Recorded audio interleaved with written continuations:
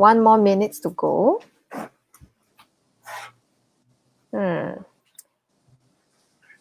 Hey, Vong, your side can see any live comment or not? Are you able to see any live? You can see, Did you see someone calling you? Annie Lim calling you? Yeah. Hello, Annie. Who is Annie? Annie is used to be with us. Now she took a break. I see. Okay. We wait for Don wherever he is. Let me write the banner first. Okay.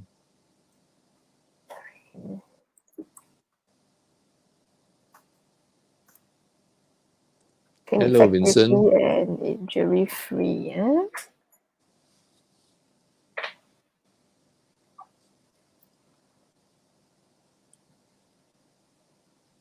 Okay.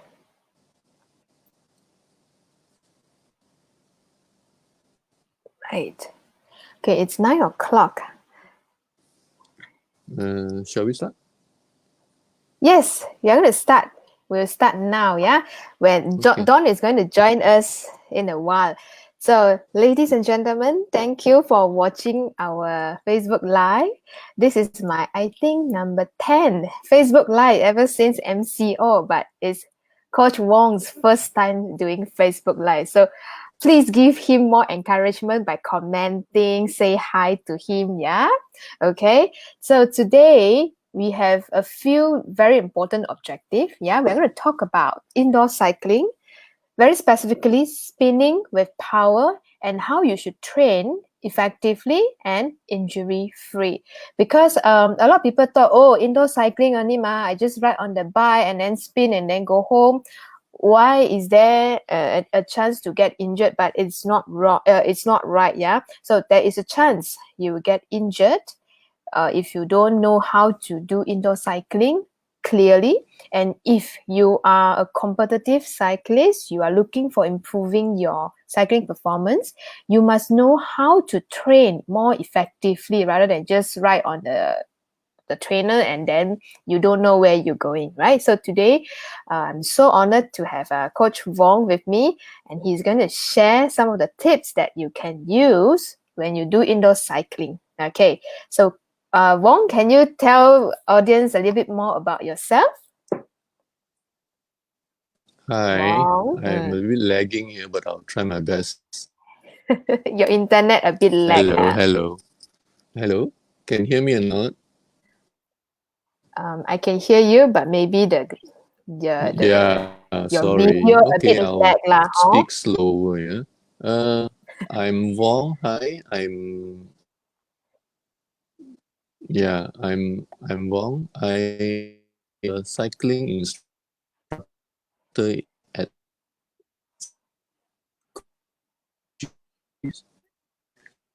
Cycology. Is a cycling sport.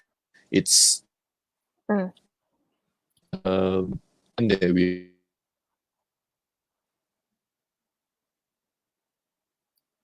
do where we work with your FTP. FTP is functional travel power. Everything is okay. I think I'm FTP, yeah. It's okay. Don is here. Let me add Don into the stream. Hi, Jess. Hello, Don. Hi, Vong. Yeah. Let me share to my Facebook first. We are waiting for you to introduce yourself, lah. Are we live? Yes, we are. Yes, we are. Hi, guys. I am Don from Cycology. Sorry, I'm late. Where did you go? Shower. Oh, you shower. Okay. So I need to check with my... Ayo, someone is telling you lah, Don. Bernard say tie up your hair lah. Chill lah, relax. Chill and relax. Okay.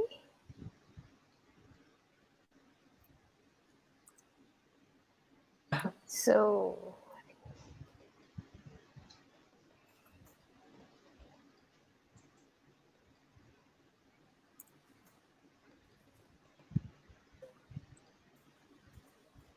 Hello.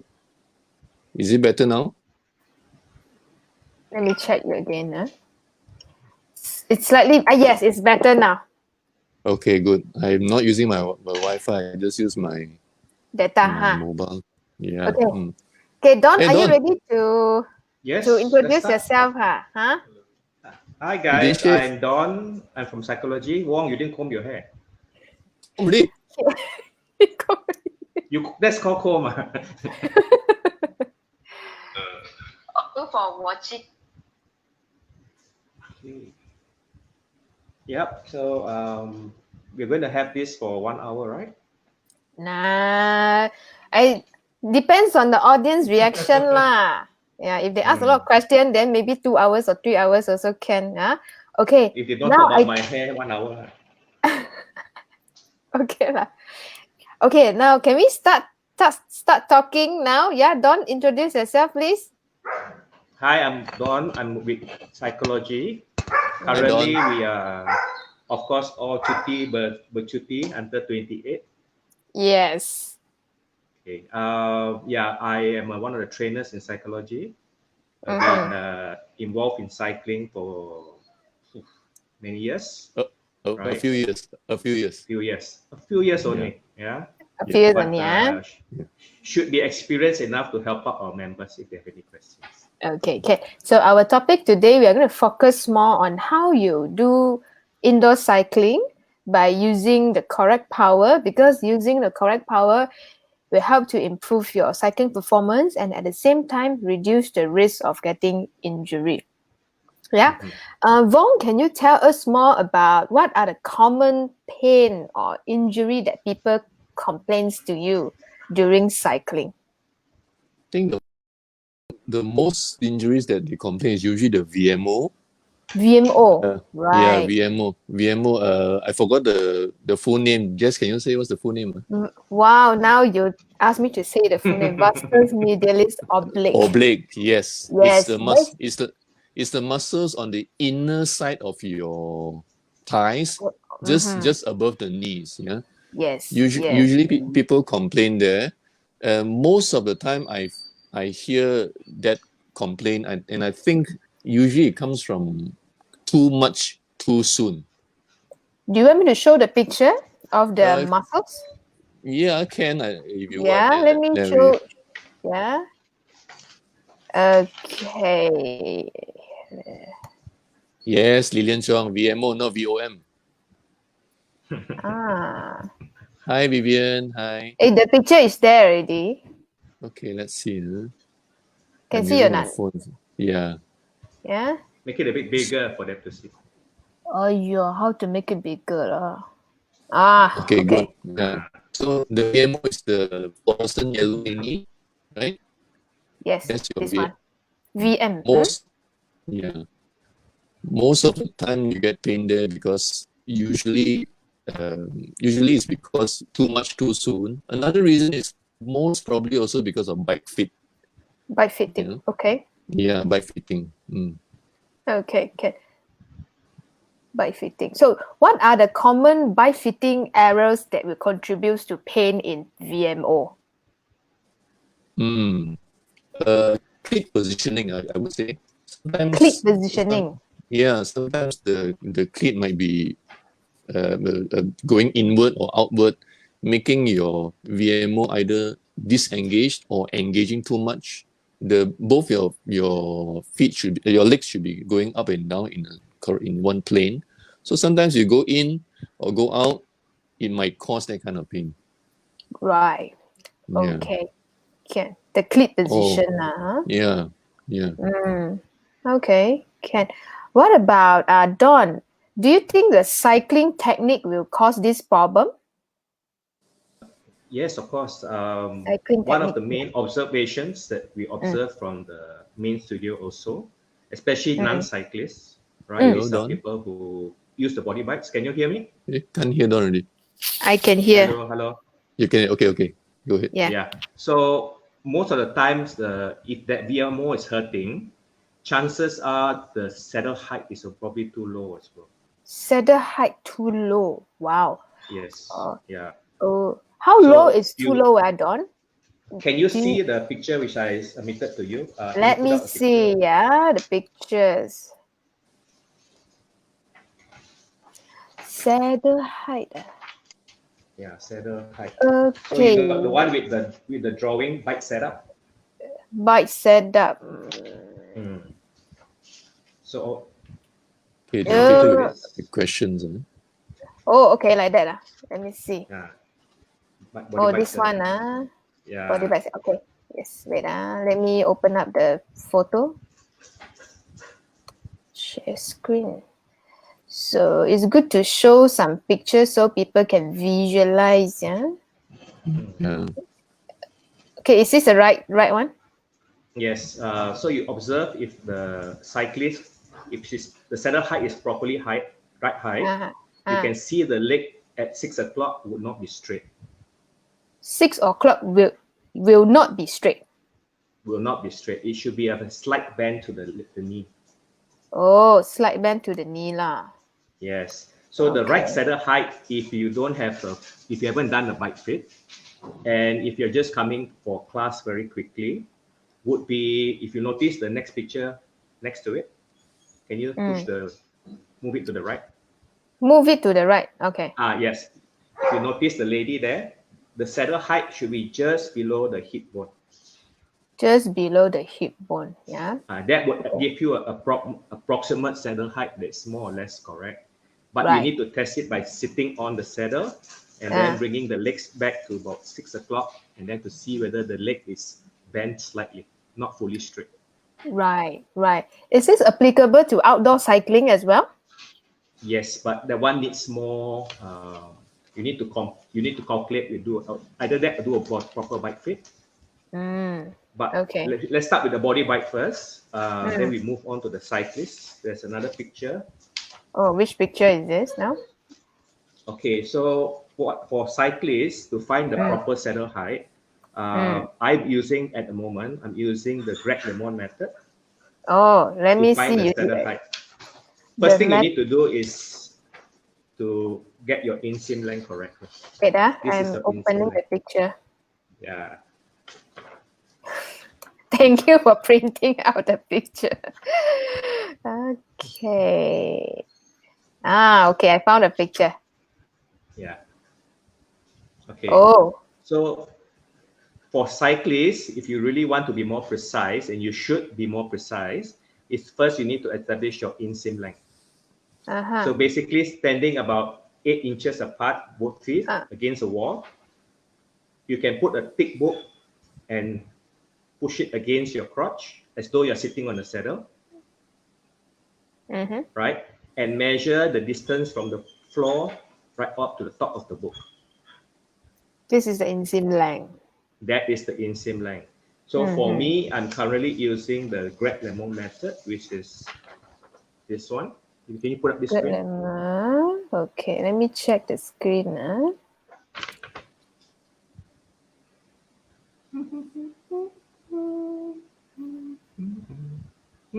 Sing it. Can see or not? Okay. Have you put up the picture? Putting, coming. Ah. This one? Okay. So I like this system because one, it works for me. But that being said, there are a lot other systems to calculate your saddle height out there. All right, this is one of them.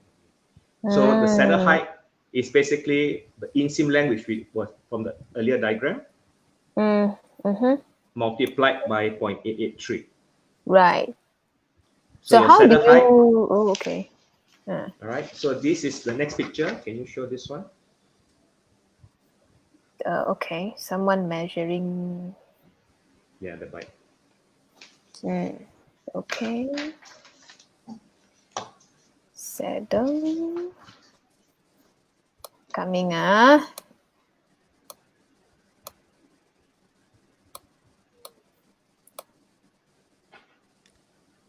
Okay. Yeah. So basically that's the saddle height. It's the distance between the center of the bottom bracket at the bottom, right on to the top of the saddle.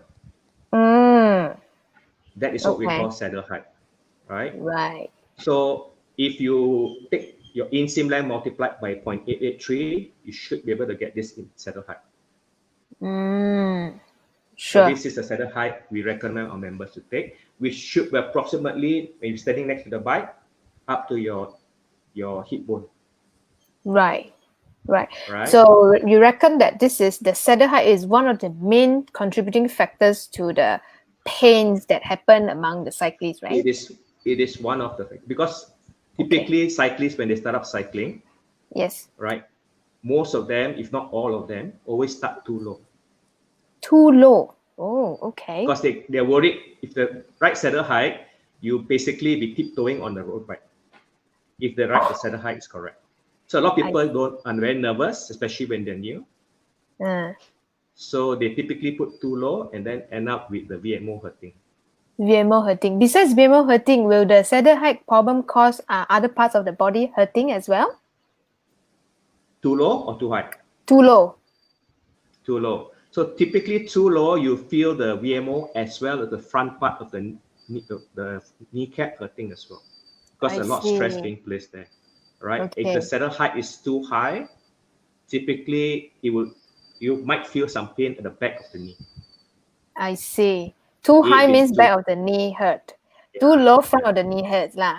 Okay. Yeah, that are signs that indicate what's the problem, but may not be a problem. They may have a existing precondition, so you need to ask them more questions. Yeah. Right. Yeah, you are right. So because I always ask my cyclist who has pain, I need to ask them a lot of questions about how they cycle, how they train, and then a little bit of question about that bike fitting as well, because all these are the things that will contribute to the injury. So because we don't just fix the pain, we have to find out the source of the pain. And for those of you who have just joined us, our topic today, we are going to talk about how to train with power effectively and how and ensure you have minimal risk of injury. Yeah, and also if you listen to our Facebook Live, Cycology is very kind. He's giving out free trial session for those who had never been to Cycology. So you get a chance to experience indoor cycling with power in Cycology after MCO, of course. Yeah. Okay. Now I need to ask Don something. Vong. Yes. Besides pain, right? Do you notice people use indoor cycling or they do indoor cycling incorrectly, and then it actually cause their cycling performance not improving? Yeah. Yeah. Most of the time, they think that they have to push all the time. They push all the time. Oh, okay. Yes. Meaning most of the time they come, they think they need to do a real hard session. That's fine if you do indoor once or twice.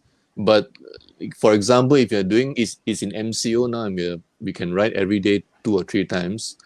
If you keep on pushing like that, you are going to burn out and you're going to enjoy yourself very, very fast. Yeah.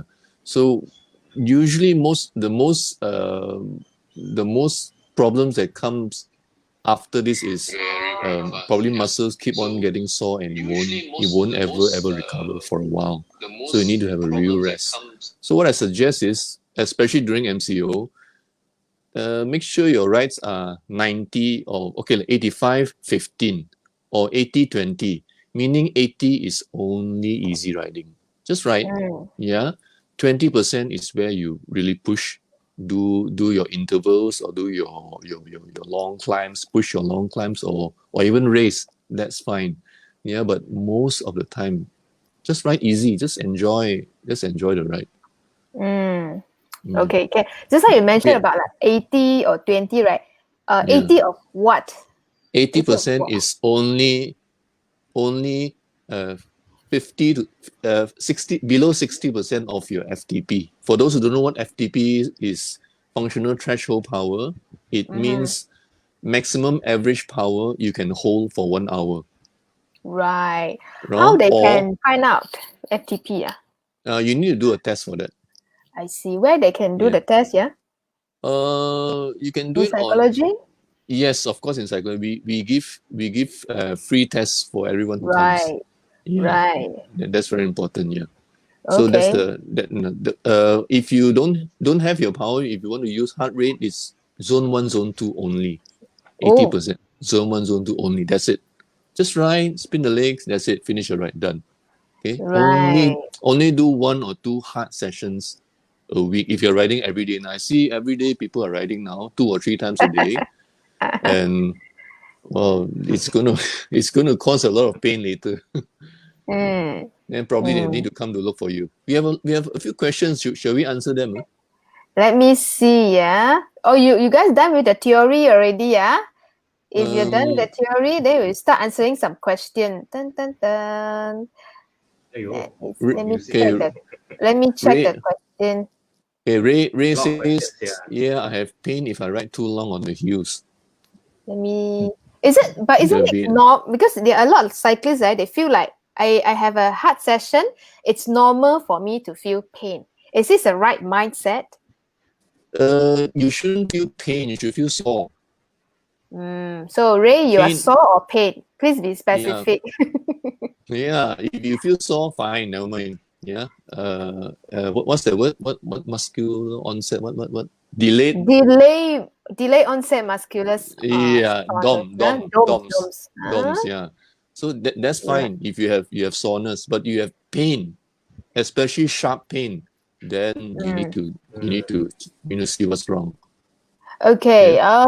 I see For Daniel asked question. Oh, you see the question is so long blocking our face. I occasionally get pain on the back of my right knee, Back of the right knee. not Okay. specifically in the knee itself, but at the very top of the calf muscle. The pain is such that I lose strength and cannot walk properly. Seeing the chart you just posted, it's Oh, like the very end of BF muscles where saddle it height. meets the GL. Saddle Saddle height height. might be too high. Might be.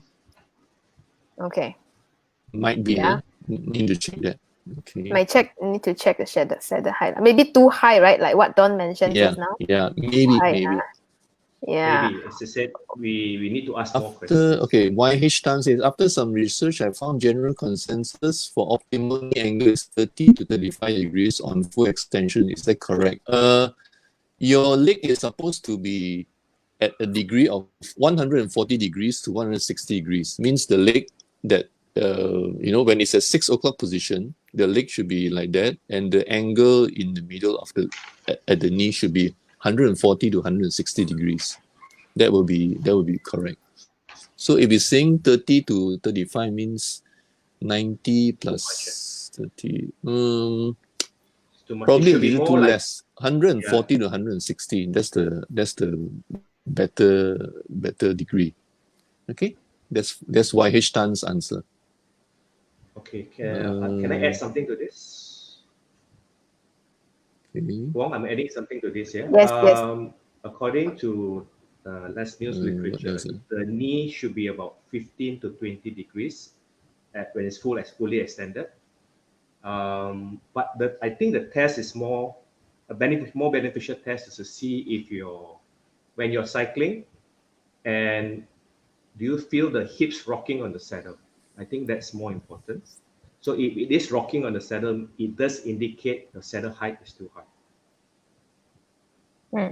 So Hello? also need to feel whether it's rocking, and also check the saddle height lah. Yeah. Okay. Hello? Hello, I can hear you, Jess? Don. Yes. I can't seem to hear though, but never mind. If they can hear, it's I okay. can't. Can you hear No me? worries. Yeah, I can hear you. Can It's anybody hear? okay. It's okay. Okay. Testing? Jess, can you hear me? Yes, I I can Yes. hear can you. hear you. Okay, do you hear what I just said? You mentioned you need to ask a few more questions, like whether the hip is Okay. rocking, and then Yeah. check the saddle height.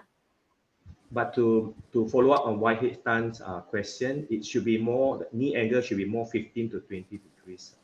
But as I said, this is basically why we don't want the leg to be straight, because we don't want to be rocking on the saddle when we are cycling. Right? So when you're rocking, you're going to lead to more injuries in the hip flexor area as well. Yeah. Because And also the hips are back. rocking. The Correct. back. The butt hip flexor area should be very solid and not moving at all. Because that's your foundation where you're cycling upon. Okay, Right. Ken. Move on to the next question. Ken, any tips for beginner to how to choose their bike based on their body size? Don, you know talk about this quite.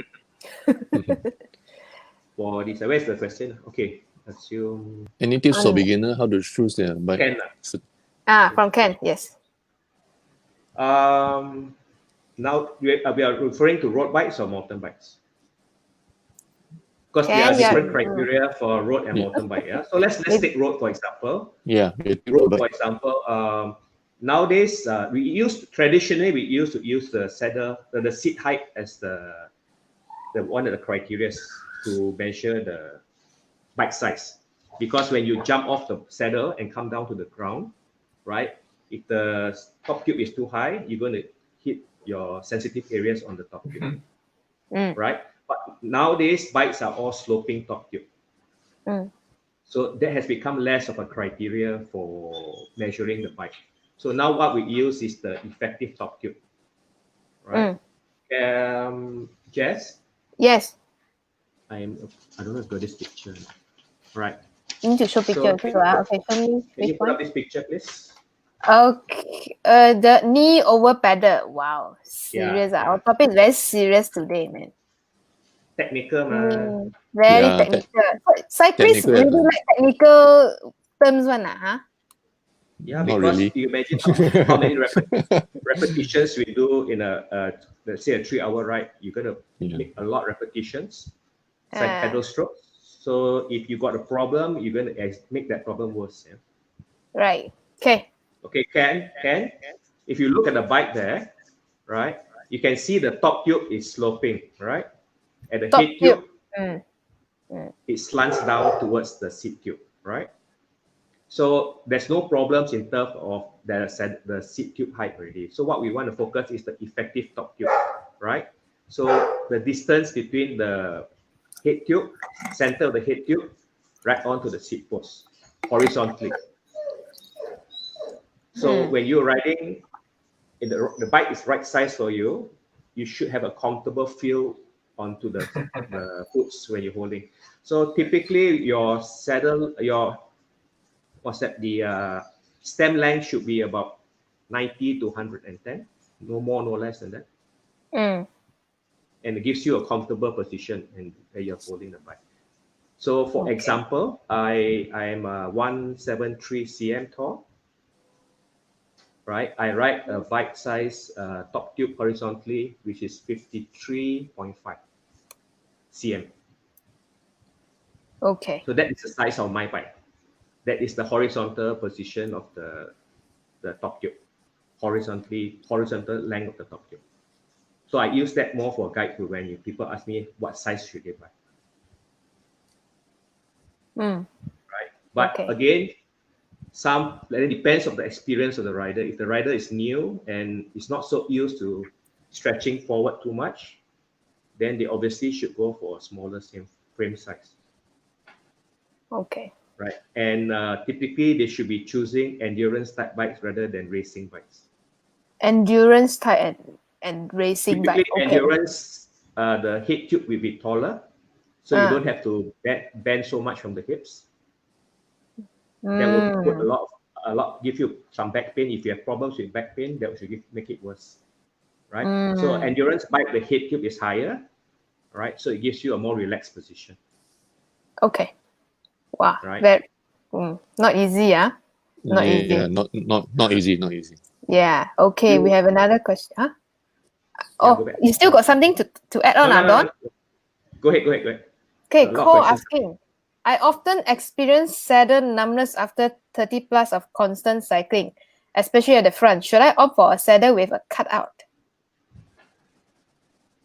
Let me answer that. Yeah. The first thing you should find is not whether, of course, you are at the correct direction to look at your saddle, but the first thing you should think of is not the cutout or what, it's the width of your saddle. Yeah. Go to some shops where they can measure your seat bones. There are 2 seat bones, they will measure it. So once you have that measurement, according to the size, the width of your seat bone, you should use a specific saddle for that length, for that width of your seat bone. After that, once you get your bike size correct, your seat bone should be sitting exactly at the corner where the saddle flares out. Once it's there, and once your hip rocks down, turns down, it should not be touching where it should not be touching. So you shouldn't feel numbness. So the first thing you should look for is the width of the saddle. Yeah. After that, you need to find, of course, your bike feet again bike feet. Yeah, your saddle height and whatnot, and you need to see also whether you're wearing pants and cycling pants. Are your pants wearing it? Are you wearing it correctly? Yeah, your pants should be worn without underwear. I think most of you know, and it has to and the chamois has to be stuck very, very, very tight, close to your groin area. Yeah, you mustn't have any gap there. Yeah, you try that first. Yeah, the first thing is the width of the saddle. Yeah, not the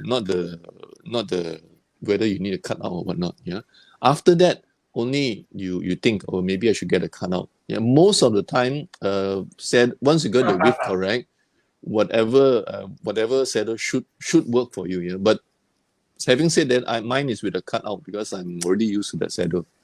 Yep. Okay. Okay. Can I Okay. add something? Yeah. Yes. Go ahead. The other thing you need to look at also is the angle of your saddle. Is it tilted forward or upwards, right, at the tip? So if it's tipping upwards, you're going to put more pressure is going to be felt in the nerve between the sit bones, especially on long rides. So typically we would advise maybe horizontally or slightly tipping downwards at the front of the saddle. This will help to elevate some pressure on the nerve. Right, the nerve as well. Yeah, there are quite a lot of nerves which are quite sensitive there. Okay, now move on to another question. How long to train per day and how long to rest after training? Where is it? Who is asking? Wait. Saif Azza is asking how long to train and how long to rest after training. I don't see. It's on the screen, ma. Can you see on the screen? Yeah. Okay, who wants to answer this one? Wong, take it lah. How long to train per day? Wow. Saif, I think wrong question. You don't train many times per day. How long? No, he said how long the training. How long to train per day? Okay. Yeah. Let's put it this way. You first look at month, week, then only day. Okay. What happens is if you have a goal, we go 4 weeks per 4 weeks. Let's say you have a goal of, let's say, increasing FTP by 5, let's say. Yeah. So we will plan. You need to plan for it. Okay. Usually your main sessions, your hard sessions, like I said just now, hard sessions, only 2 days. Yeah. Maybe the first main session of the week and the second main session of the week. That's it. The rest of it, easy riding. So what happens is the main session usually will last you an hour plus. That's it. Yeah. And if you are doing this session correctly, you should rest at least a day. Yeah. Then you do the next hard session. So let's say you start Monday, you do the hard session, then you rest Tuesday. You do a Wednesday hard session, then you rest. Okay. So Friday, Saturday, Sunday is your weekends. What I usually suggest them is just ride. Yeah. Training and riding is always different. Training is really training. You put hard work to it. Riding is where the social part comes in. Go and ride with friends. Have some coffee, have breakfast, and come back. Yeah, that's the riding part of it. So you need both. So to answer that specifically, hard sessions probably 1 hour, 1 hour plus. That's it. Yeah. For your normal riding, just ride as long as you can take it. Yeah. Right. Okay. Very detailed answer. Now move on to another question. Annie asking, Hip pains on trainer restarted after 3 weeks. Hip pain. Yes. Specifically where? Need to know. Yeah, Which I part always of need hip, to. ah?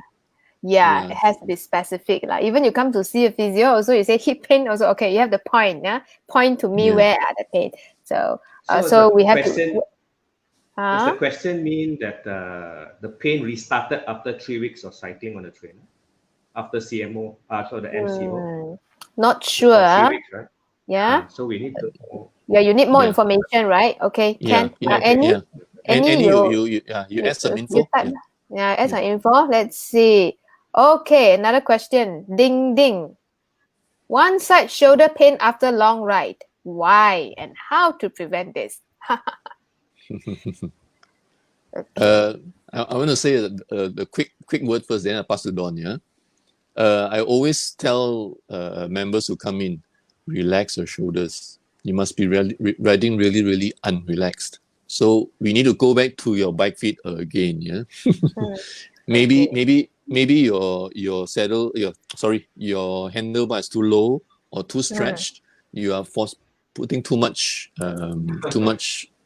strain on your shoulder. Okay, and maybe like a lot of people, they are, I don't know what's the word, imbalance. We Shoulder are we imbalance. are yeah we are longer at one side, shorter at one side, whatnot. Yes. So we need to check that maybe your leg is longer or shorter at one side, and it leads to more stress on a certain side of your body. So the stress keep on coming up, coming up, coming up. Then once your shoulders don't relax and your stretch is too long or whatever, then it comes. Yeah. So probably I think it's the body saying it or something. Yeah. Yeah. Okay, possible because there are a lot of people actually that have some scoliosis problem. The body are not symmetrical, but the bike it's symmetrical. So when you're forcing Yes. your a non-symmetrical body on a symmetrical bike, this will happen. Yeah. So Yeah. the force that happen to your body, it's not balanced. Yeah. So you have to do a proper assessment. Yeah. Don, anything you want to add for the shoulder pain? Yes, I think Wong and you mentioned the most of it, but I can, short of him seeing both of you or Wong, the other thing he can do on long rides is remain very relaxed. Try not to grip the handlebars too tightly. Not Right? to grip the Soft grip on the handlebar tight. handlebar. Okay. Yeah. Relax, bring the shoulders down, relax the elbows, and you should be sitting quite comfortably on the bike. As Wong said, if the bike is either too small or the stem is too low, then he's going to stretch forward and down, placing a lot of stress on the back, on the shoulders. So we don't want that, right? Yeah, but being relaxed on the bike helps a lot.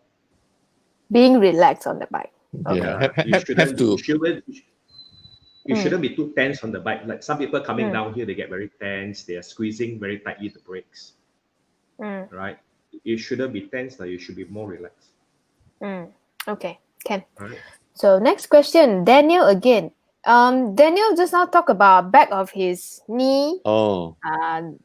pain, and then we were suggested like probably have to look at the saddle height, but he doesn't think it's a saddle height. So what are the possible factors that will contribute to the pain in the back of the knee? Probably your upstroke or your backstroke Yes. is causing it. You want to Some people. you need to show picture? The stroke? Yeah, the Yeah? The same crop picture picture. just now. Picture. Same Yeah, picture. yeah. Okay, give me few minutes. No lah, few seconds Few lah. minutes. Let me. 1, No, 2, no. 3, 4, 5. Same picture, right? Okay. Same.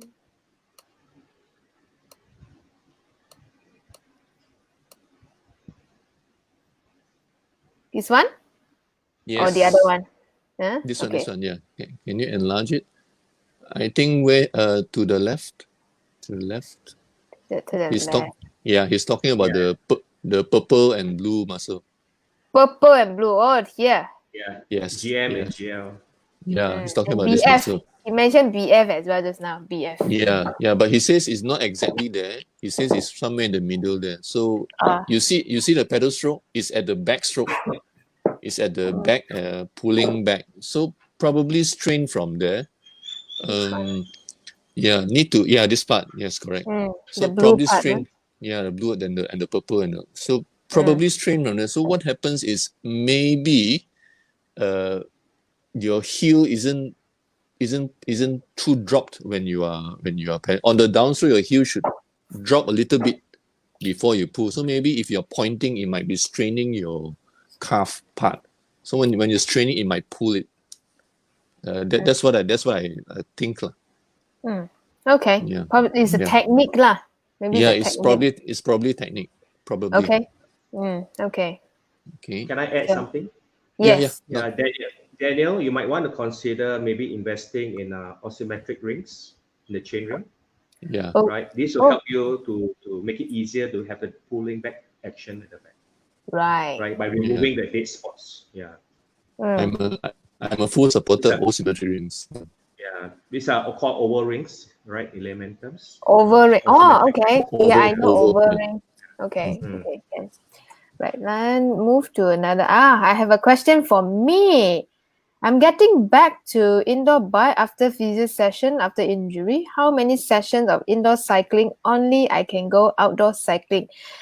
Oh, if not mistaken, I think you are the one who broke the hip bone after accident, and then you have some screw and plating done to the hip bone, right?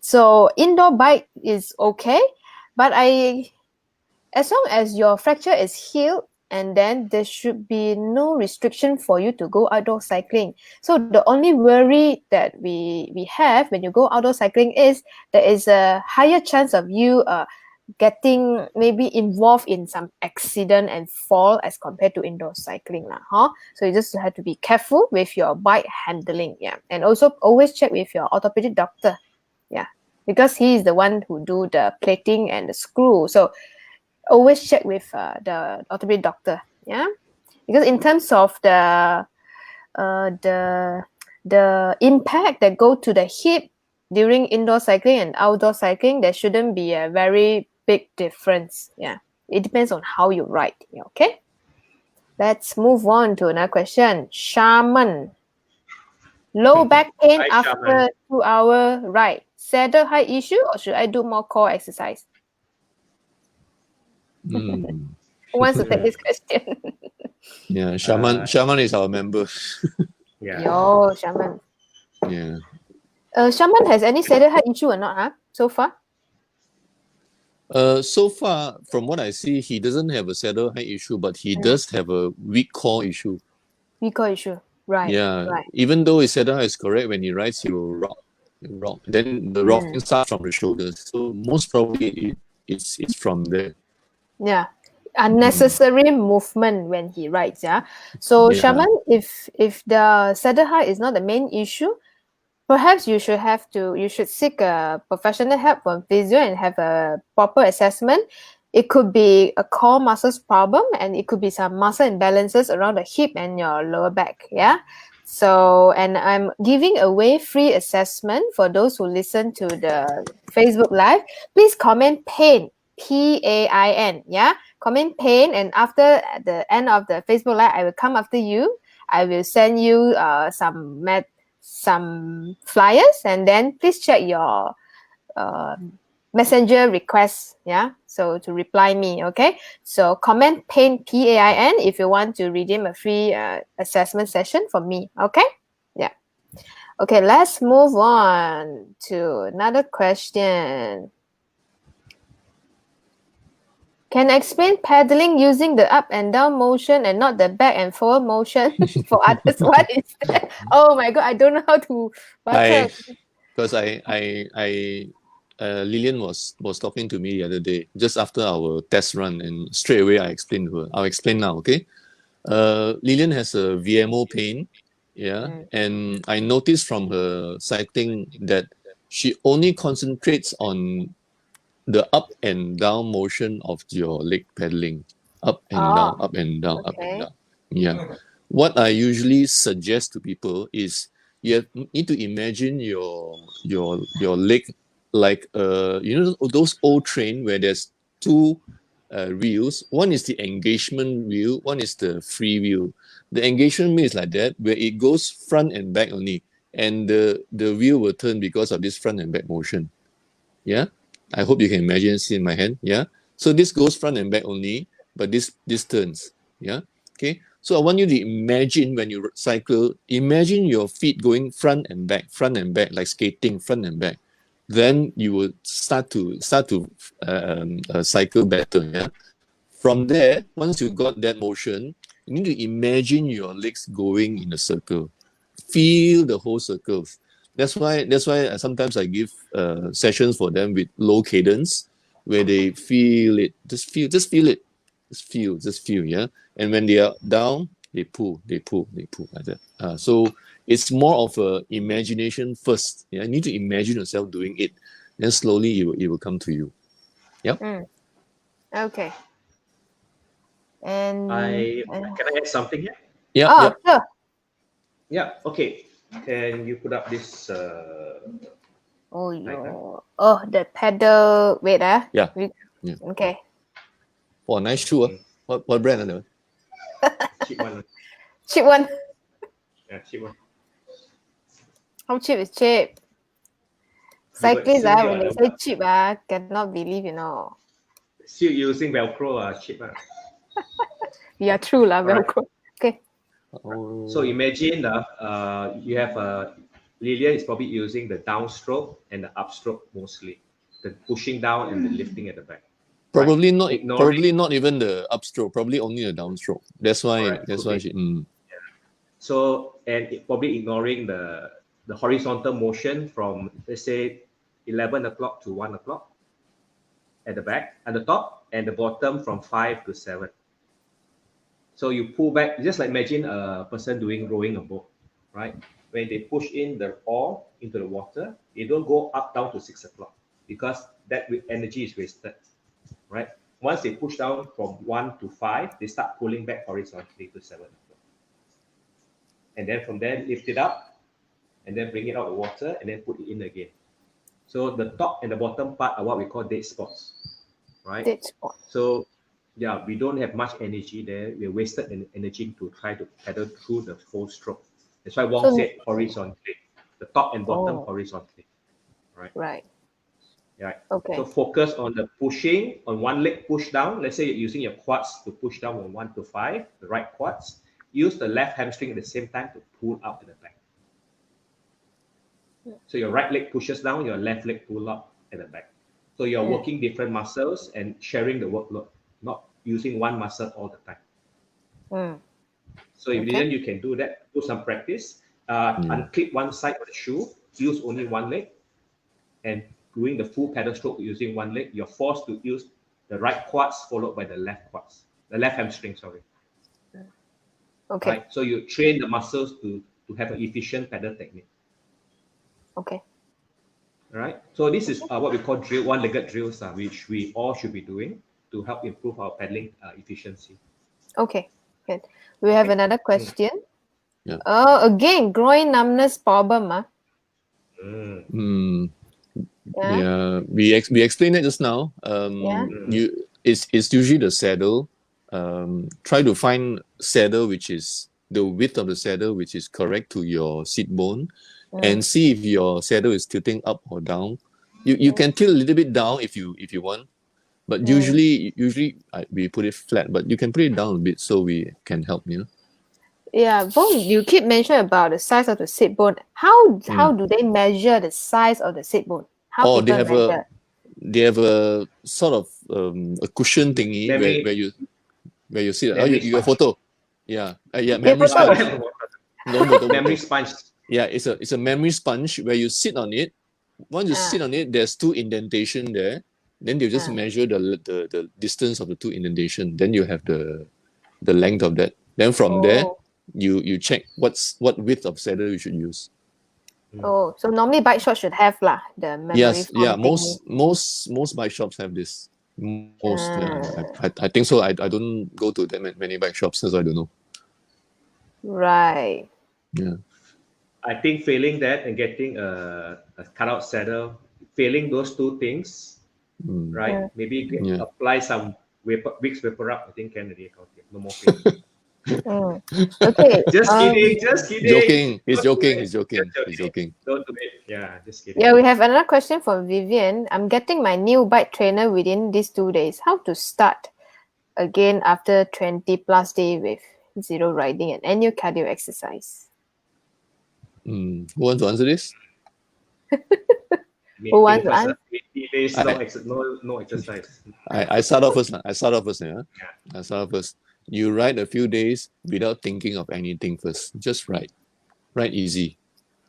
Get back into it slowly. Yeah.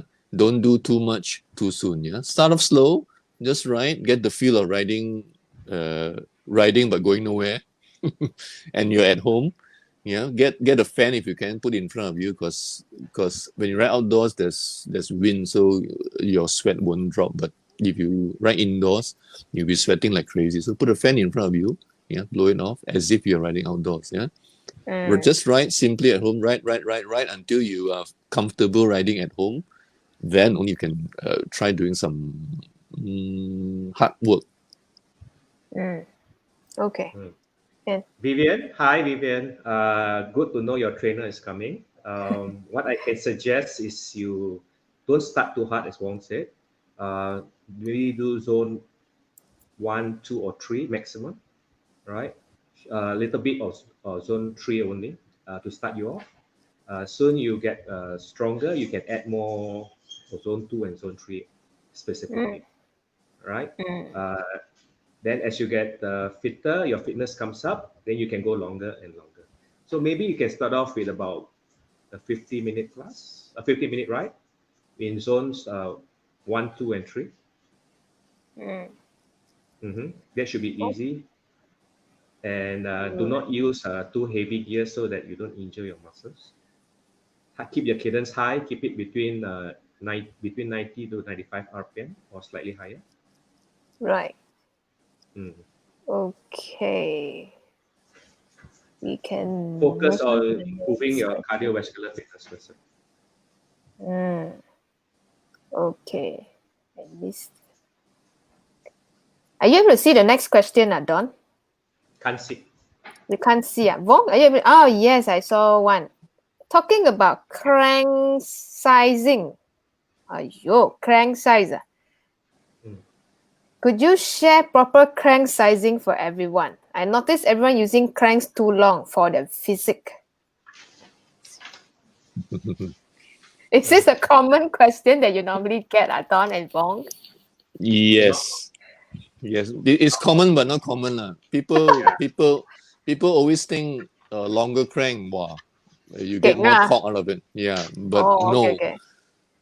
If you ask most bike fitters, I'm not a certified bike fitter, but if you ask most bike fitters, you will never go wrong with a short crank, but you will always go wrong with a long crank, longer crank than you should use.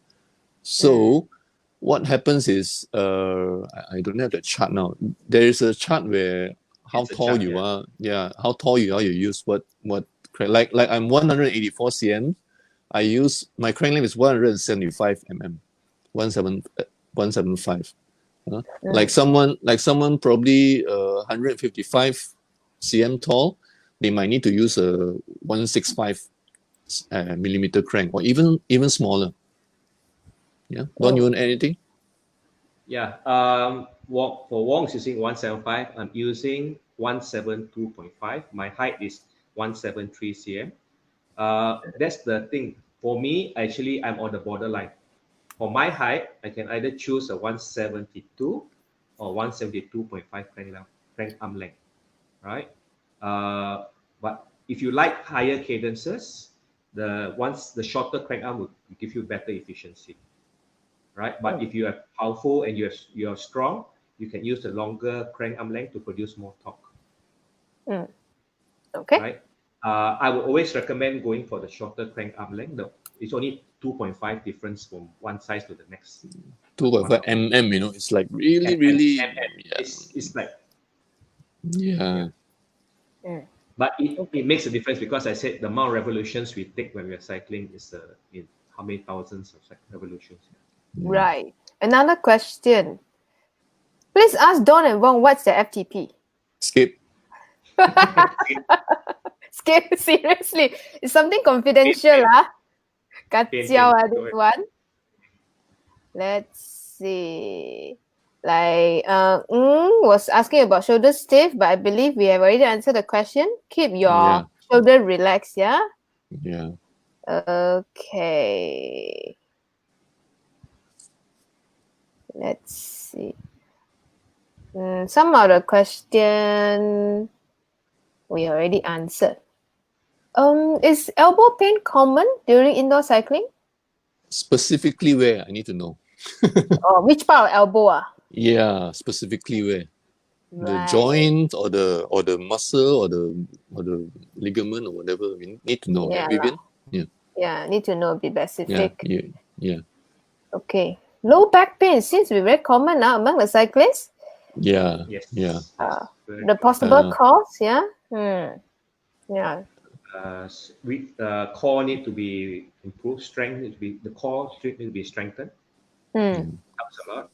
Helps a lot because especially when you're doing a long ride and going uphill, a lot of core when you're doing that kind of rides, right? So if your core is weak, and then you're going to have lower back pain, shoulders pains, and most of the back pain will come up. Because the only point of contact is the your body with the saddle and also with the you have to be very, very stable, very stable with when you are on the saddle, otherwise the whole thing will be moving. You want to add Shall something? I just want to suggest to them what type of core exercise. People always say core, but Yeah, what type? core. Yeah. True. Okay. There are a few that I suggest that will definitely help you. One is called bird dog. Bird dog. Yeah. Go Google it. Bird dog. Yeah. Another one is called mountain climber. I think most of you know this. Mountain climber. This will help you a lot. Okay. Another thing is it's called scissors leg. I think where you lie at a V position and your legs cross. Yeah. These three will definitely help your core. Yeah. Specifically for cycling. Yes. Because these are the core exercises that make sure you don't move your trunk when you're moving your legs, which is very important during cycling. You can move your leg, but make sure when you're moving your leg, you don't move your trunk and your back area. Yeah. So okay. Alpha S1 slip disc since January. Have physio got better. Any recommended timeline or preparation to resume cycling activity? Okay. Before I answer, anything from coach point of view? Hi Bunin. Hope you are feeling well. We know him. Yeah. I think you answered this, Jess. Okay. So Bunhin, there are a lot of times when you have weak leg muscles, your back will be hurt very easily, especially when you're cycling, right? If you do not use the correct gear, the power, you have weak legs after your slip disc, because slip disc normally cause numbness and weakness in one of your leg. So when you do not have enough leg strength and you go for intensive cycling, because when you cycle, it's very subjective. What is hard cycling, what is easy cycling. So before you go back to cycling, make sure you have a good lower leg strength test, and then before you go for cycling. Okay, so if you're not sure whether your leg is strong enough or not, check with your physio. Check with your physio, or you can we can have the session after MCO. I can do a checking for you. I have a couple of tests that I normally use for cyclists. Okay, now move on. Any additional stress from riding a stationary bike compared being on the road because the bike is locked down in one position all the time? Okay, I'll answer that first. Not answer. I'll just talk about this. The most important thing is some muscles are not engaged during if you're riding stationary because you are not using any muscles to balance. So you might not be, the thing is there are some muscles that are not engaged, especially just I don't know the name at the side of the thigh. ITB? ITB. That area, they are basically not really engaged when you're doing indoor cycling, which is okay, but once you get back on the road, you feel, hey, why so wobbly? You're so used to riding stationary. So I would suggest, if you ride a lot of stationary, but you need to really stretch after your rides. Have to stretch, do a Stretch. thorough stretch. Yeah, all the cycling specific muscles. Okay, Yeah. what are the cycling specific muscles that they have to Uh, stretch? the ITB, of course. What I usually do is, you cross your legs to one side, then you stretch one side where you pull the whole part of your ITB.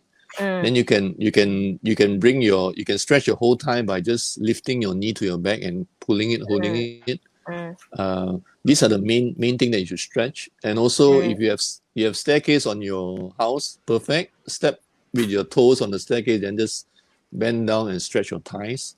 mm, Those simple stretch, it will help a lot. Yeah. mm. So I should say probably not specifically muscles they are stressed, but there are some muscles that are not used. So you better stretch more. Right. Okay. Yeah. Wow, already 1 hour into the live lah. Okay, Oh, I okay. got to be quick. Ciao. Strength training for extended TT position. Mm. Mm. Strength training. I start off first. Yeah. Ah, Uh, core. One core word. again. Yeah, core. Because you're always in that position, core. So your core, especially the basic plank, that's very important. Yeah.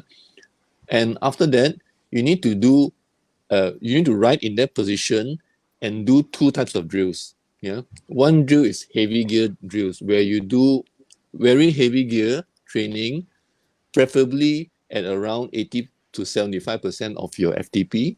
Yeah. Do heavy gear. Just do heavy gear 5 minutes. Yeah. Non-stop. Okay. Another drill you can do is same in that position, high gear. Yeah. Do 1 or 2 minutes, 120 RPM. That's a target. Yeah. You try 100, just spin. This will, in a way, purposely engage the muscles that you need to be on your TT bike. Yeah. During that spin, during that both drills, you keep around 75 to 80% of your FTP. Yeah, that will really help. Yeah. Don't you want anything? Yeah, I think you Don? mentioned most of the thing here already. Yeah. Yeah. Yeah. I think the most important thing I noticed about our time trialists, the duathletes and triathletes, they cannot hold the position for very long, right? So especially now during MCO being extended to 28, on the trainer or indoor trainer that you have, you can practice doing that position that you'll be in the time trial position more often. Mm, I recommend, as Vong said, use a heavy gear, right, with a slower cadence to train up the muscles that you normally use doing in that mm. position to Okay. strengthen them as well. And Yeah. doing maybe planks will help a lot because the position when you're in the time trial is more of a planking position. Mm. So do some planks on the ground, on the floor to help you strengthen the back muscles and the core muscles as well. Okay. Mm. Okay. Yeah. Yeah. And also the three core muscles that I said just now: bird dog, Mm. um, Caesar, bird dog, mountain climber, and the scissor leg. Caesar kick. Yeah. Yeah. Yeah. Okay. Daniel want to the main difference between training indoor and training outdoor, because there are a lot of cyclists they like to cycle outdoor, right? So is indoor cycling important in order to improve outdoor cycling performance? I start first. Yeah. Okay. Oh, yeah. Okay. You go ahead. Don, you go. Yeah. Obviously, that's one of the main reasons why psychology was started because when you're training with power zones, especially in zones 5, zone 6, zone 7, right? Training in those zones outdoor is very dangerous, right? Because Mm, first you're at your limit. Secondly, there are a lot of things out there that you outside your control. Like for example, traffic. You got animals, potholes, dangers on the road, right? Which is out your control, right? So when you train indoors in the high zone levels training, limit training, you are safe because indoor training is you can push as hard as you want. And secondly, you're going to have a coach next to you to make sure you're not pushing too hard or under pushing yourself, working in the right zones. Right? mm. Wong, anything to add? No, you have. I think you have covered everything. Of course, I want to add the last thing, which I always say. Just remember, training and riding is always different. Yeah, training, you train at specific zones at specific times, specific intervals. Riding, you can just be a social ride, can just be a yamcha ride, breakfast ride. Yeah, so mix up your ride. You can use your indoor trainers or indoor training as your specific training for something, and then ride outside and don't think too much about training. Just ride. Yeah. Balance it out lah. It's not Yeah. about all training. What about how do you keep going when you feel like quitting or letting go during training? When you're tired, outdoor or indoor, feel like quitting. Okay. Think hard, How do you keep yourself going? Is this a I training think or what? Does Teng Hock mean Training. training or does it mean right? He Is it right? he didn't mention just outdoor or indoor lah, riding lah. probably just riding. I think it's a mental thing. Mental, Most important, yeah, it's a mental thing. I always feel more able to keep on pushing harder during a ride when I have a purpose. So probably make a short goal for, let's say you're running outside. Okay, today my goal is I want to hit 60 kilometers without resting or something like that, or hit 60 kilometers in, let's say, 2 hours or whatever. Yeah, you have a specific goal like that, you will keep your mind busy that, okay, I need to hit this goal, so it might help you. Same as indoor will be easier, especially if you have instructors beside you, and they will keep on motivating you. Yeah, Don, you want to say anything? Teng Hock, maybe if you train in the proper zones, let's say, for example, you're training in zone 4, which you can probably sustain for an hour or so. So this will help you manage your efforts and your resources better, right? And if I'm behind you, it'll help you to motivate you to ride faster as well. Okay, next question. Itchiness problem. Never felt itchiness, but when I do running, okay, very simple. Oh. This is your body is not used to running, so it's blood flow. It's blood flow because I run, so I know. So if you are just starting off running, the first few weeks maybe, once you run, you feel your body getting itchy. It's blood flow. Yeah, you need to persevere through it. After a while, you'll be fine. Yeah. Yeah, I think when you start running, you got to take it easy first before you start going fast, especially from transitioning from a bike leg. Okay. Yeah, getting used. What says you to people that only focus? Reduce weight from riding.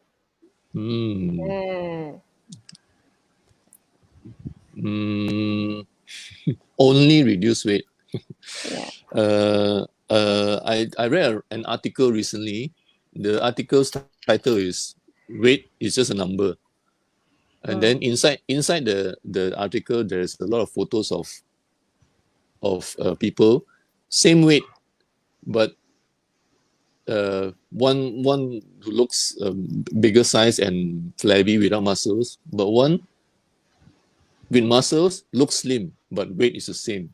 So I think weight is not that important.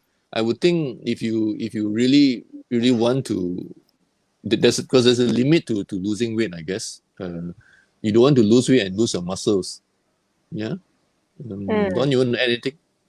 Yes, I would say most people, especially in the main studio in psychology, they come with the main purpose of losing weight.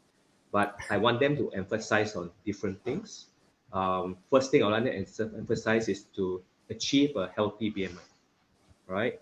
So a healthy BMI means you have the proper percentage of muscles and fat and bone density, right? You just don't want to focus on reducing weight because, as Wong said, reducing muscle is no use. It's not good, right?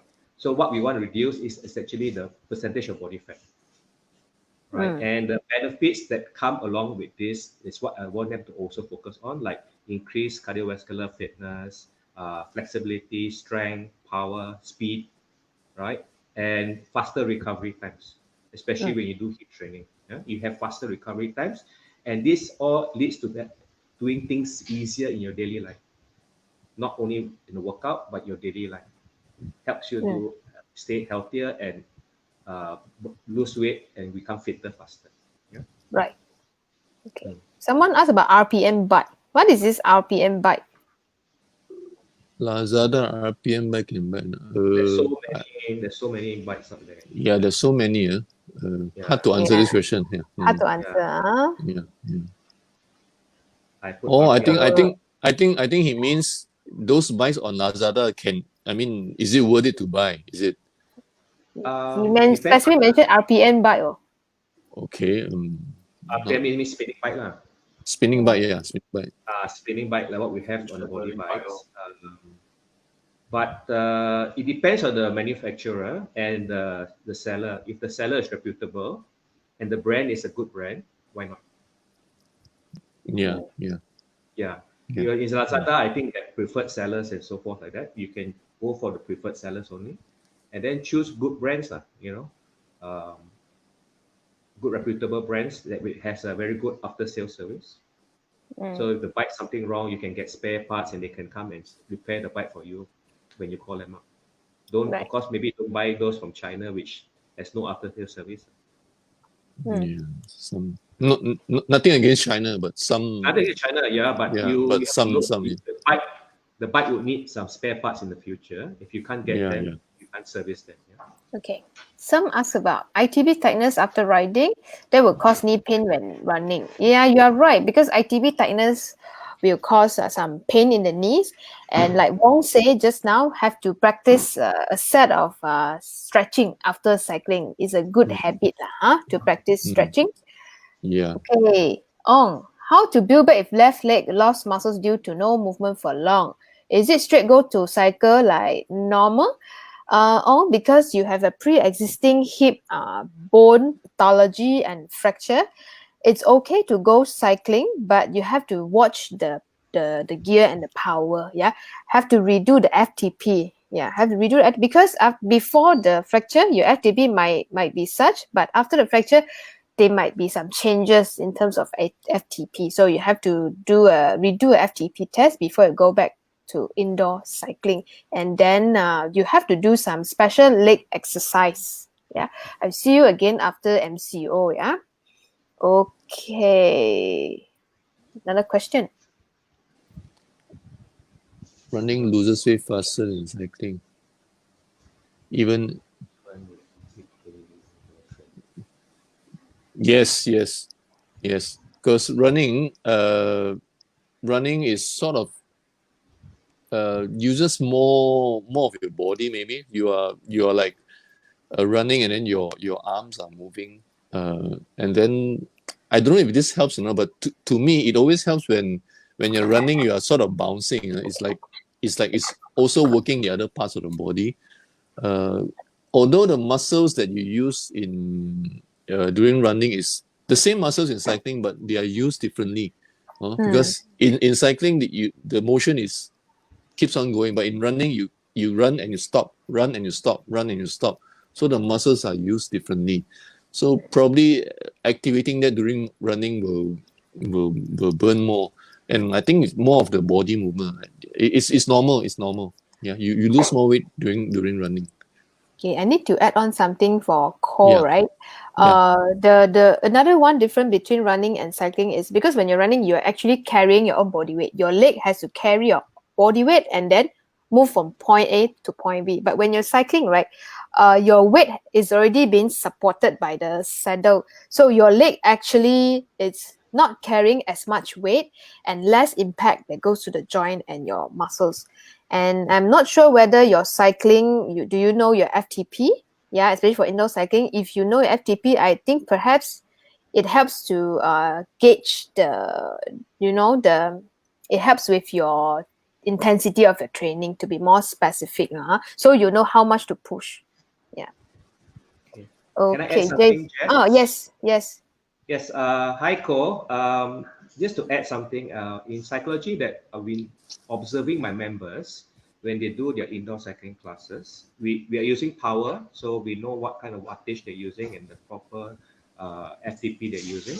So the thing is, when they're cycling, we see about for 50-minute session, including warm up and cool down, 50 minutes, the guys can burn up to 700 to 800 calories per class, right? Ladies can burn up to maybe, actually some of the ladies can burn up as much as the guys, but typically on average, most of the ladies burn between 4 to 500 plus calories per class. Yeah. Right. Yeah. So if you are not sure about FTP and if you've never been to Cycology, write into the Cycology. I already wrote in the comment. You can get a trial session. Yeah, that's when you can get your FTP done. Okay. Someone asked about eating eggs. Yes, protein replacement, and eggs are I should say, the cheapest source of protein. Value for money. Easy to find and easy to eat, nice to eat, many ways to cook. So I think it's the easiest way to get protein in. But yeah, go ahead. Next. Zone division. I always I know take zone. it since you mentioned my name. Yeah. Hi. There are actually, by right, there's actually 7 zones. Do you want to show your picture or not? Can you put up this one diagram for me? Zone. Yeah.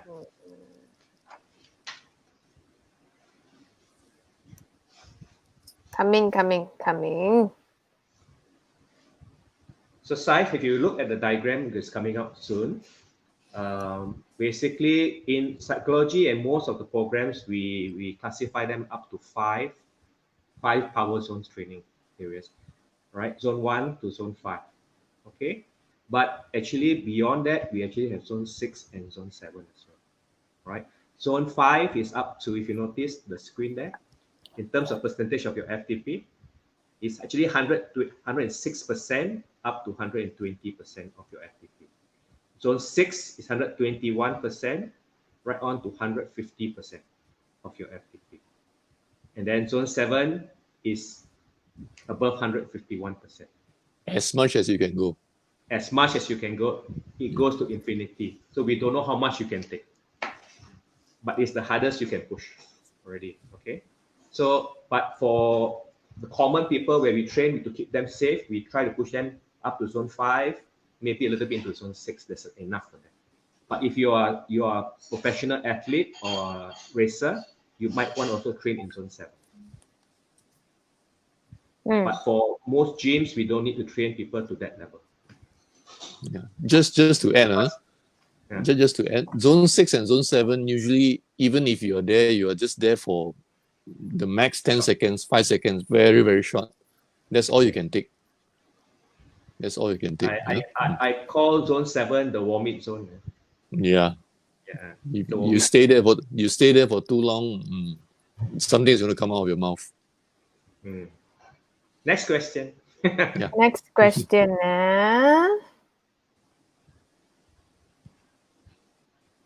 Okay, Vong, you answered him earlier about the itchy one. In response to the running topic, they asked that is it okay to start running at pace 7. Okay. First thing, Samson, you need to know what you are aiming for your running first. Yeah. If you are just aiming for an optional supplement workout for your cycling, then I just suggest running 2 or 3 times a week. Yeah.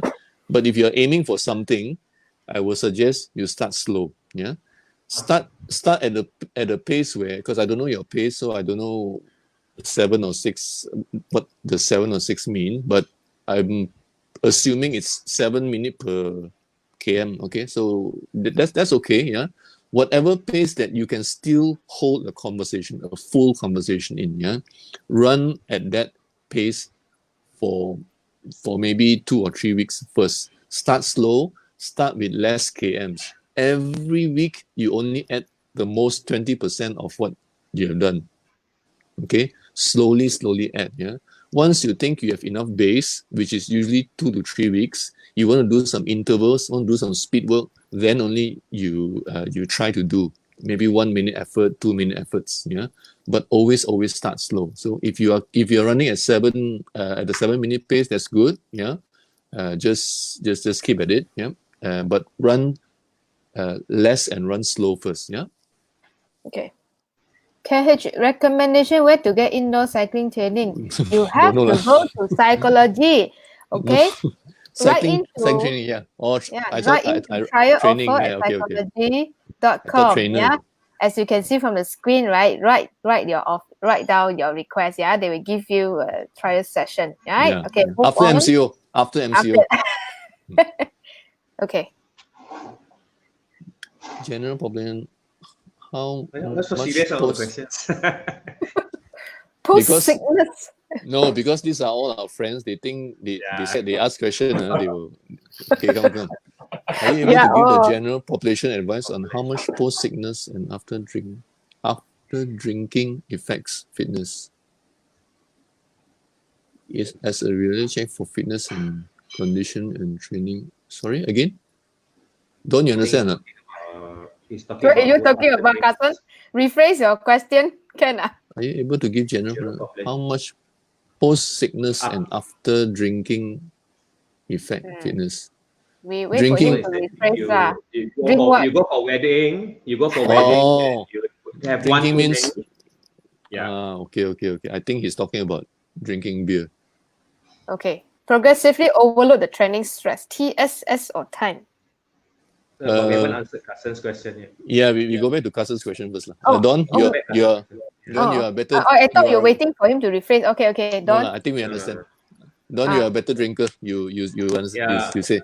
Only one way to get over it, to train harder, as Bernard says. Yeah, to train harder, to train more, build up immunity to alcohol, and you should be coming back to the fight. Are you happy with the answer, Carson?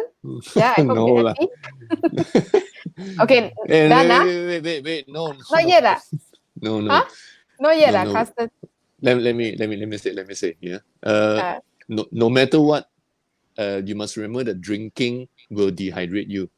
Okay? You must always remember drinking will always dehydrate you. So if you really want to ride after drinking, please rehydrate yourself with something more, like maybe some uh,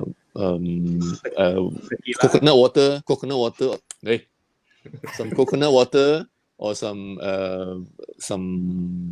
what's the word, electrolyte drinks or whatnot, because your body will really be dehydrated. Yeah, so that's the main thing. If you Some people can hold their drink better, some people not, but usually you'll be dehydrated. Yeah, so remember to rehydrate. Yeah, okay.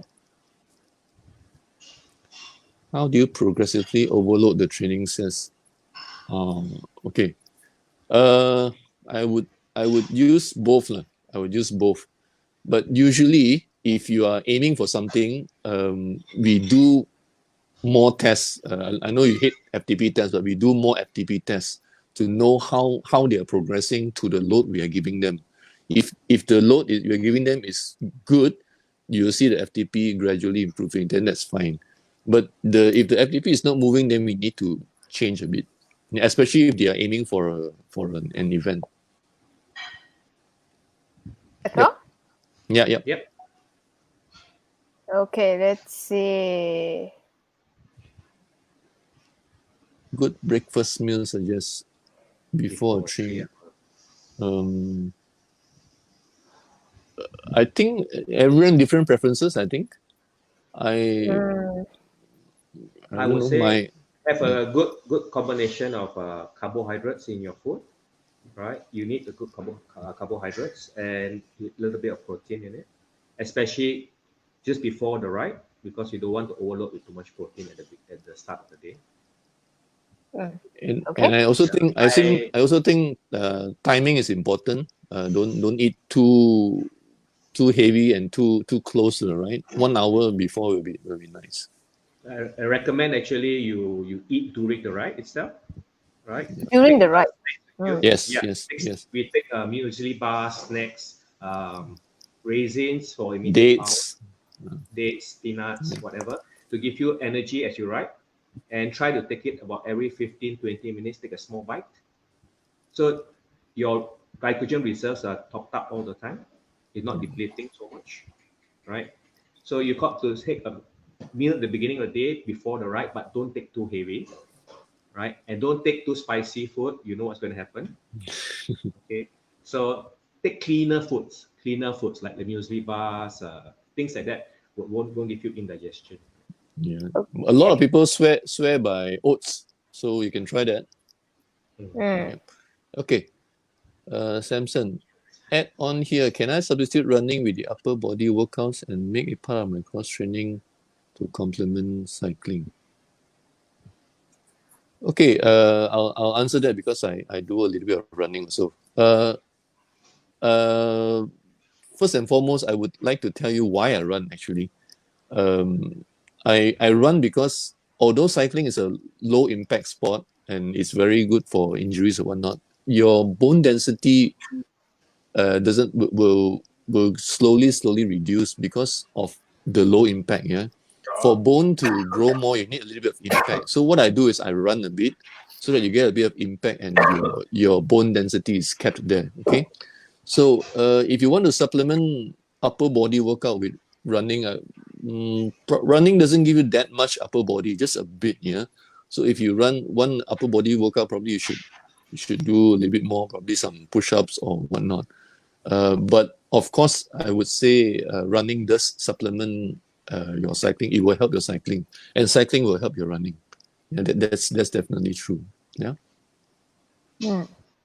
Okay. And that Samson, also weight training does help in terms of increasing your bone strength and density as well. Yeah. But Wait. I don't think it will help much to contribute to your racing or running if you do upper body workouts in the gym.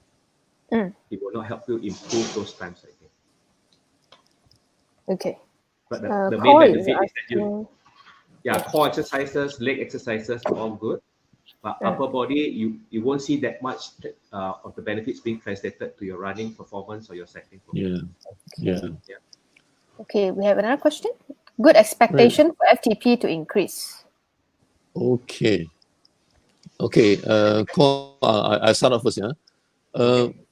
The start of your training, if you do that 2 or 3 sessions and then a long ride, right? The start of your first year, you will see a good increase, probably 3 to 5%. Yeah, which is a lot already. Okay, but the main thing you want to improve, if it's through the years, is not only FTP, it's your FTP over weight, which is we call it a power to weight ratio, where there's a number there. If you check, you just divide your FTP with your weight. Let's say your FTP is 100 and your weight is 100, then you're 1.0. That's your power over weight ratio. Let's say your FTP is 200, your weight is 100 kg. That's your power to weight ratio is 2.0. Yeah.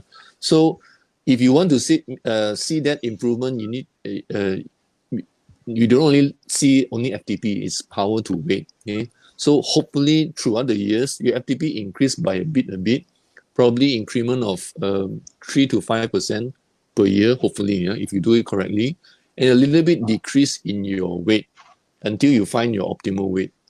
Yeah, then that should get you to your increment.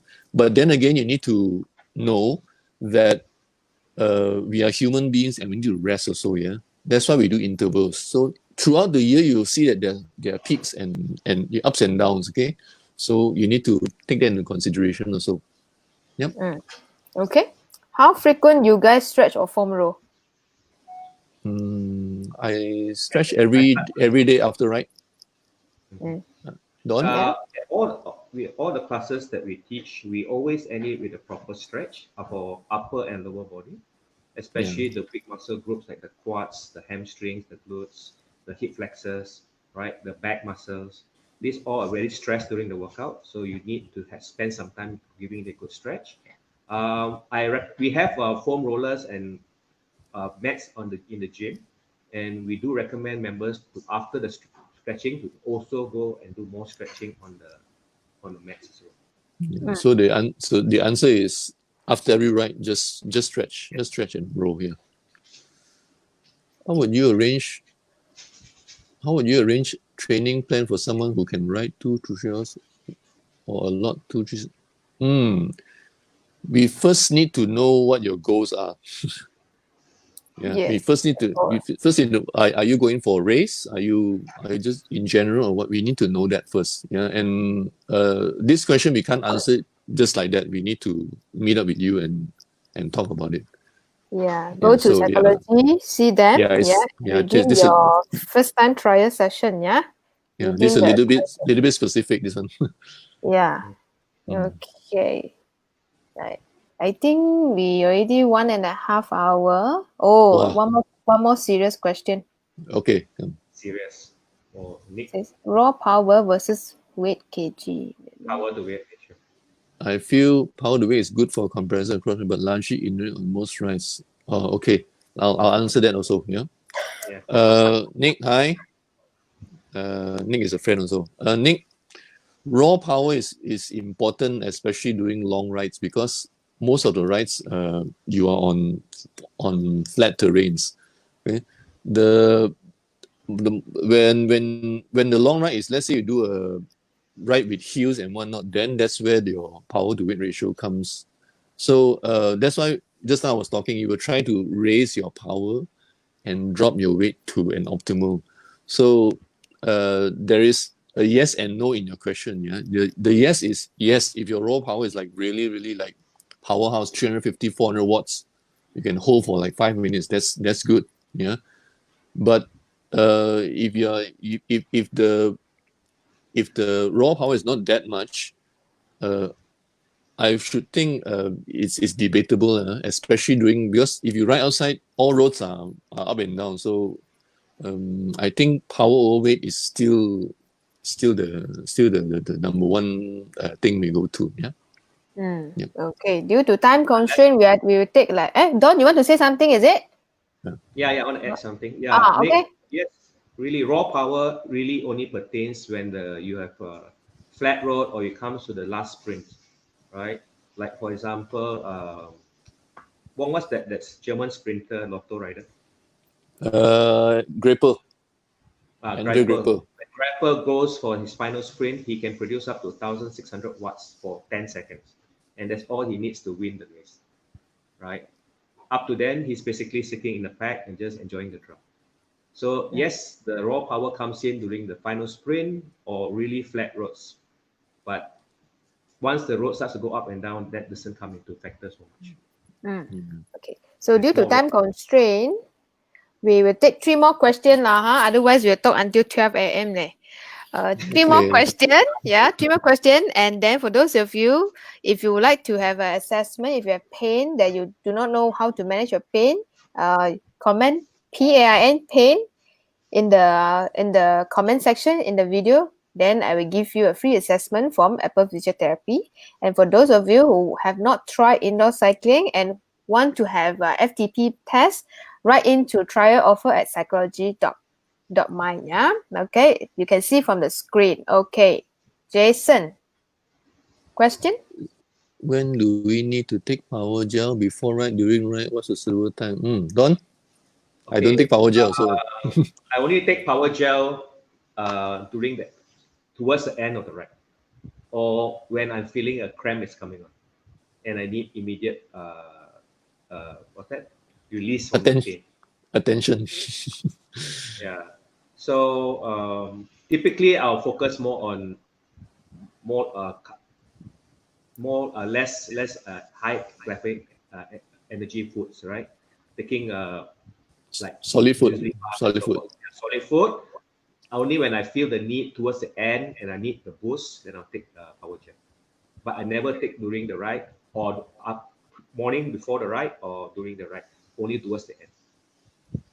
But I think to answer him, this is very subjective lah. If Yes, you only have power gel, then take your gels lah. But usually, if you are doing a long ride, try to bring food like muesli bars or dates or whatever. Raisins are good.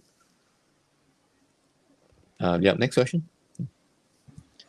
Yes, Samson. Mention regarding the breakfast. My current breakfast plan before riding was conflict milk. Okay. Yes, Yeah, nice. bagus. Bagus, yeah? Nice. Yeah. Yeah, I think not much question lah, huh? Okay. So for Okay. those of you who is watching replay later, if you miss a live session, you can always write into trial offer at cycology.my to redeem your first one-time trial. Yeah. And also if you would like to have free assessment for Apple Physiotherapy, comment paint. Yeah. Okay. Alan. Bong right. He's bonking on the right. Okay. Let me talk about this a little bit. Yeah. When we say bonk, a lot of people don't know what bonk is. They just use the word. Yeah. Actually, bonk is we call it foot bonk, where you run out of run out of glycogen, you run out of energy. That's an actual foot bonk, and you will really feel your fingers are shaking. You go into a state called hypoglycemic, right? Is it the word? Yes, hypo, yes. Lack of sugar. Yeah, hypoglycemic. Yeah. So to answer that question, it does help if you want to burn off fat, because once you are in this state, your body will be craving for energy, and if you have fat reserves, the body will learn to burn off your fat. Yeah. So although it's not advisable, but once in a while, if you do go to this state, you are actually trying to teach your body to tap into your fat. That's why I always suggest, if you want to burn fat, you don't eat 1 hour after a ride, and 1 hour before I don't eat. Yeah. So let the body learn to tap into the fat reserves rather than your glycogens. Yeah. So yes and no to the question.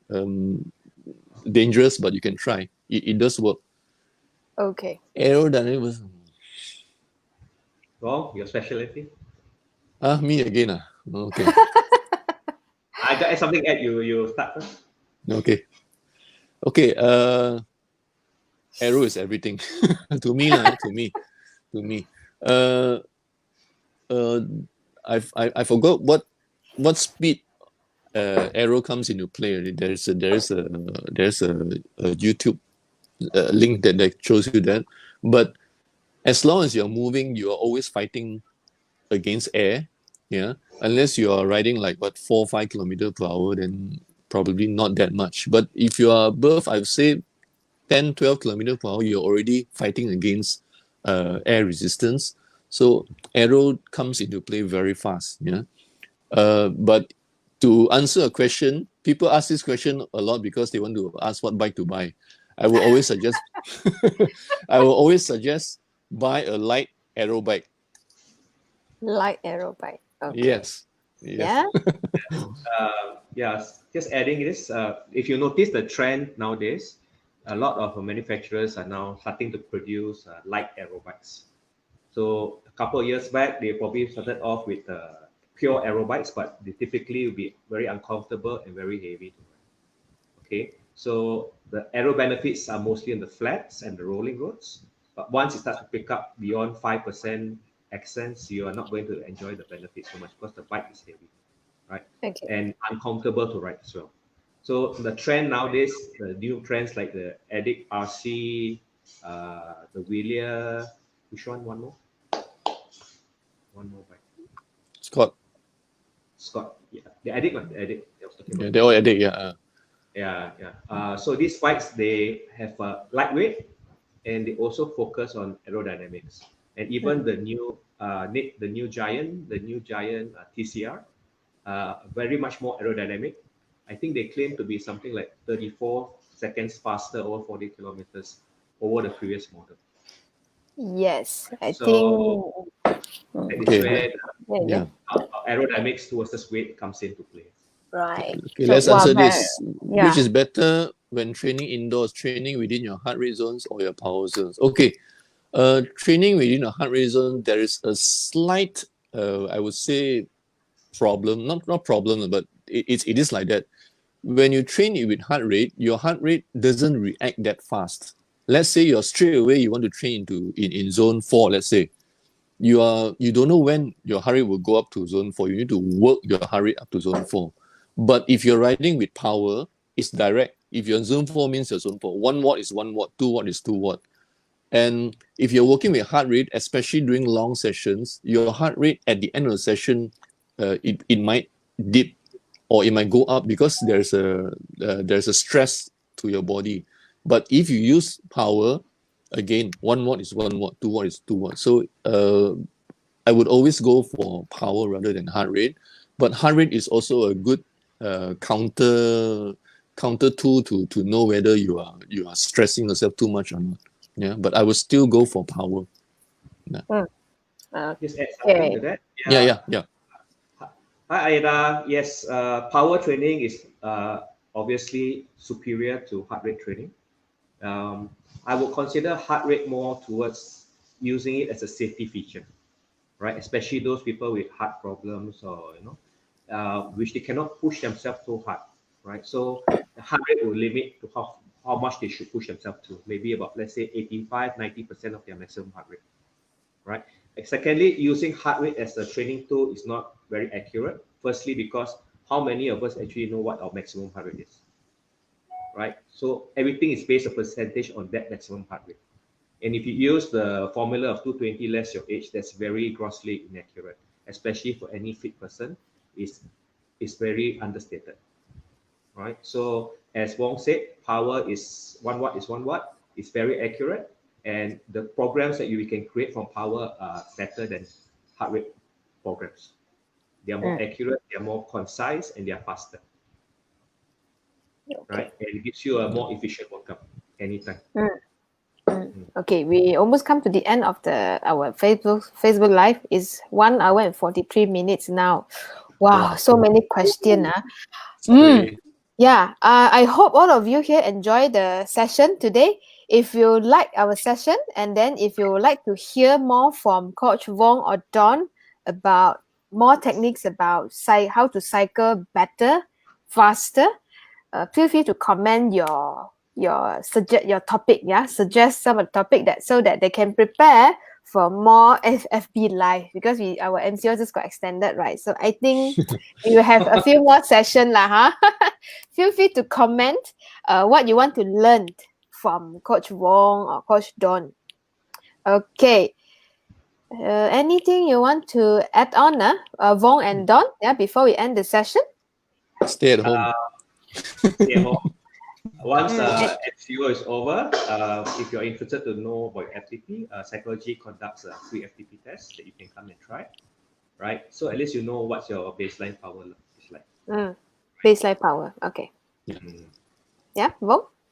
No, that's all. Yeah. That's all? Thanks for joining. Yeah? Thanks for joining. Yeah, so for those of you who have pain, suffering from pain, and it's not resolving and affect your daily activity or sport, you can comment pain to get a free assessment session from myself. Yeah, because you have to understand the body, then the physio have to do some check. You have to be very specific to find out what are the problems before we can tell you how to fix the problem. Okay, Ken, have a good night, and then we will see you soon, hopefully. Yeah, I need to check with Vong and Don, see when are they available for next session. Bye-bye. Thank you for Thanks, watching. guys. See you.